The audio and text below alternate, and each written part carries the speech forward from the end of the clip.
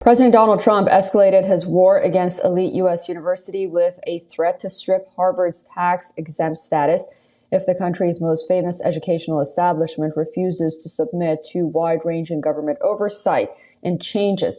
Our next story takes a closer look at the Trump administration's crackdown.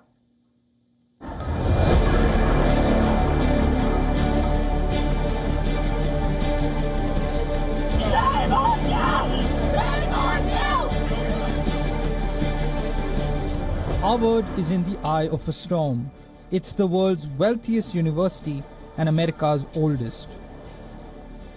Harvard has now become the first of 6 Ivy League schools to oppose the Trump administration's list of sweeping demands that the White House said was intended to crack down on campus anti-Semitism.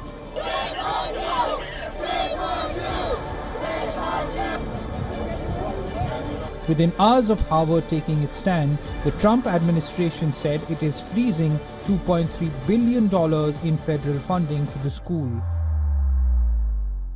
First, when it comes to Harvard, as I said, the president has been quite clear they must follow federal law. He also wants to see Harvard apologize, and Harvard should apologize for the egregious anti-Semitism that took place. The Trump administration is calling for changes to its governance, hiring practices, and admissions procedures expands. A list Harvard received on April 3rd, which ordered officials to shut diversity offices and cooperate with immigration authorities for screenings of international students. However, many see the demands as a thinly veiled effort to more broadly curb academic freedoms. I love it.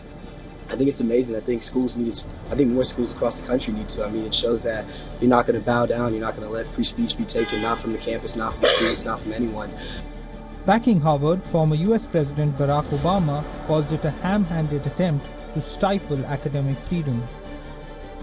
Many students and alumni lauded the university's decision to stand its ground despite the consequences.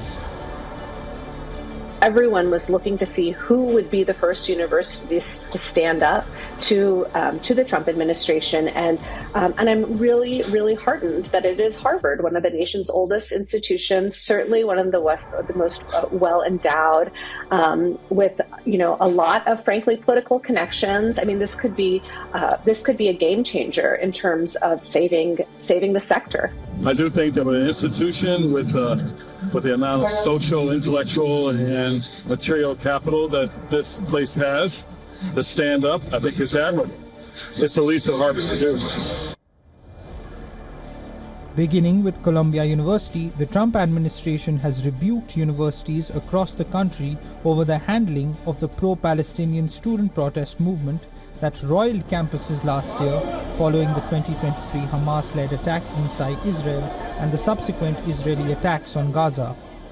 With an operating budget of $6.4 billion and $53 billion endowment, it has cushion, but a $2 billion cut is a huge dent.